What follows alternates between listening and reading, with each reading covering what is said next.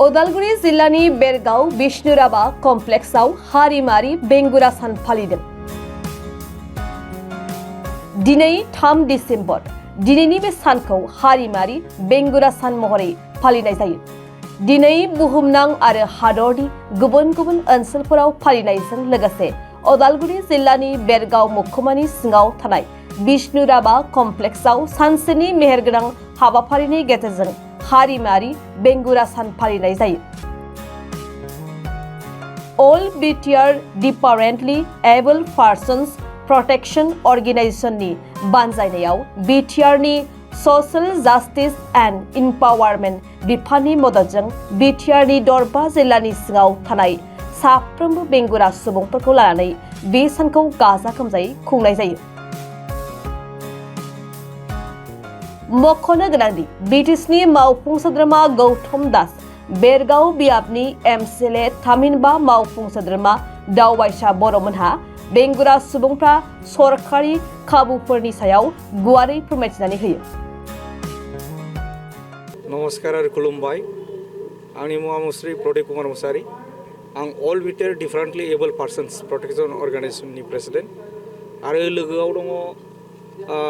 जोंहा गाहाय नेहाथारि मुस्रि नेरसोन बसुमतारी आरो लोगोसे उदालगुरि, तामुलपुर, बाक्सा, चिरां आरो क'क्राझार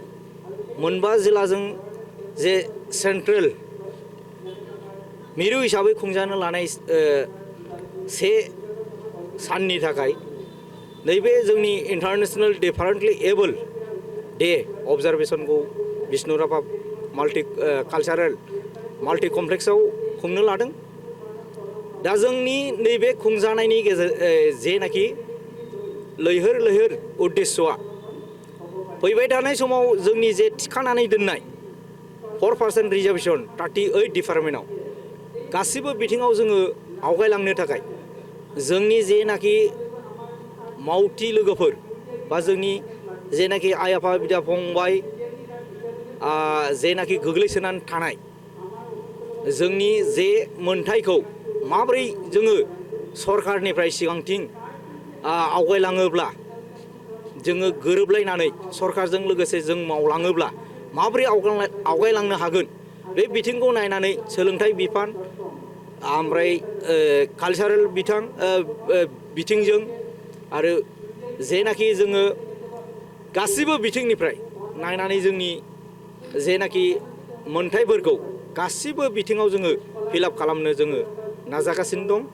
आरो बेजों लोगोसे जोङो दिनैनि सानसेनि हाबाफारि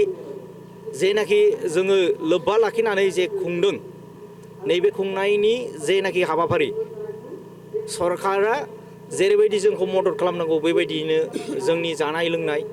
आरो जे गारिनि बेबस्था जोंनि जेनाखि थांनाय फैनायनि बेबस्था बेफोरखौ गासिबो सरकारनि बिथिंनिफ्रायनो मदद खालामदों। दा बेनि थाखाय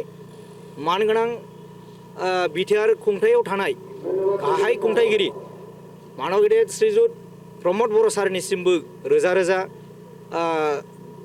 साबायखर बावहरनाय थाबाय। जोंनि all BTR differently able persons protection अर्गानाइजेशननिफ्राय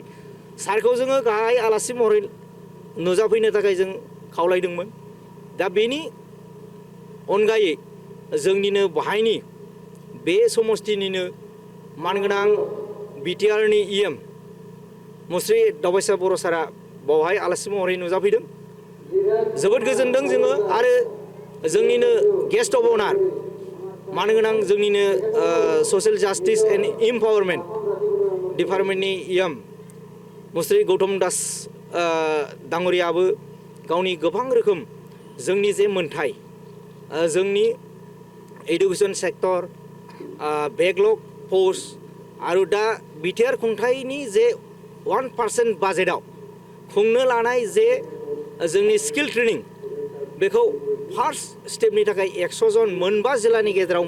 100 जन लानाय जागोन होननानै बिटिआर खुंथायनि जे खुंथायगिरि बिथांनि जे खुंनाय बेनि गेजेरजों फोसाव बिलाइफोरखौ फिलआप खालामनाय जाबाय। प्रत्येक जिल्लायाव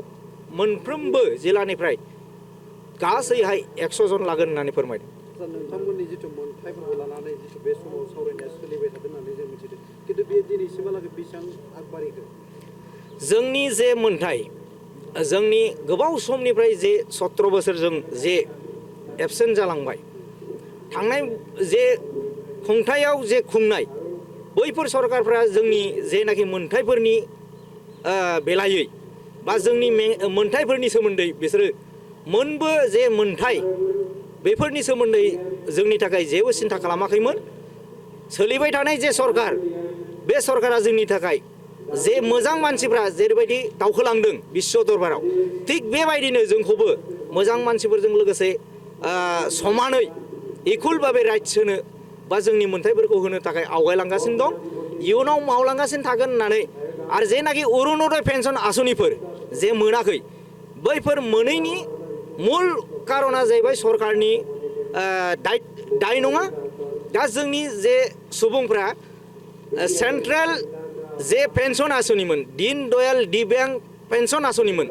बे पेन्सन आसनिफ्राय डाइभार्ट खालामनानै अरुणोदय पेन्सन आसनियाव डाइभार्ट खालामदों दा बे अरुणोदय पेन्सन आसनिया फार्स्ट टाइमाव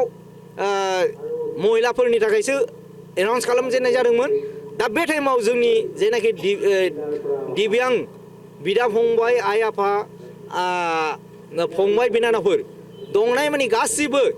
माने गोनो गोथो जादोंमोन जोंनि मानसिफ्रा बेखौ जोंहा फिलाप खालामनाङा खारन जोंनि नामैनो आलादा भाबै जे दीन दयाल दिव्यांग पेन्सन आसनि दङ बेयावनो जोंहा दंखायो ओंखायनो बेखौ फिलाप खालामनाङा होननानै दानि नैबे जेनाखि पेन्सन आसनि जायफोर मोनै नैबे गोरोन्थिनि थाखाय जालांदों खिन्थु बे सरकारनि दाय नङा दा खुंथायाव थानाय सरकारा हागौमानि जोंनि थाखाय फेसिलिटि होनो नाजादों जे डिपार्टमेन्टनि इएम बोसोराव 50,200 सुबुंनो आरो 100 सुबुंनो इ रिक्सा जोंनो होगासिनो दं होननानै फोसावदों जोबथा सोंथि जिथु दिनै गोबां दाब दाब ओनसोलफोरनिफ्राय रायजो राजाफोरा बाहागो लादों बिथांमोननि हाबाफारिखौ बिथांमोननिसिम बानजाय आफादनि जानानै मा थागोन बिथांमोननिसिम दिनैनि मेलखौ गोथारै जाफुंसार होफैनायनि थाखाय आङो आफादनि आफादगिरि जानानै